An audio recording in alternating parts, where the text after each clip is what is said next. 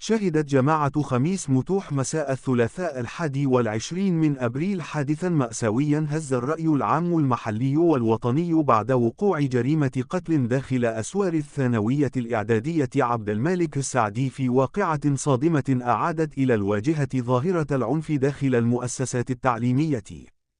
وحسب المعطيات الأولية فإن الحادث بدأ بخلاف بين تلميذين داخل الفصل الدراسي قبل أن يتطور بشكل مفاجئ إلى اعتداء خطير باستعمال سلاح أبيض، وقد أسفر هذا الاعتداء عن إصابة الضحية إصابة بليغة ما تسبب في حالة من الهلع والصدمة في صفوف التلاميذ والأطر التربوية والإدارية.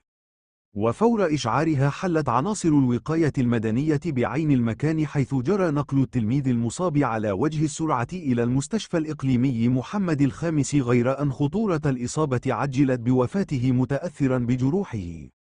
وفي سياق متصل باشرت مصالح الدرك الملكي تحقيقاتها الميدانية، حيث تم توقيف المشتبه فيه ووضعه رهن تدابير البحث القضائي تحت إشراف النيابة العامة المختصة من أجل كشف ملابسات الحادث وتحديد أسبابه ودوافعه. وخلفت هذه الفاجعة موجة من الحزن والاستنكار وسط دعوات متزايدة إلى تعزيز الأمن داخل المؤسسات التعليمية وتكثيف الجهود التربوية والتحسيسية للحد من مظاهر العنف في الوسط المدرسي.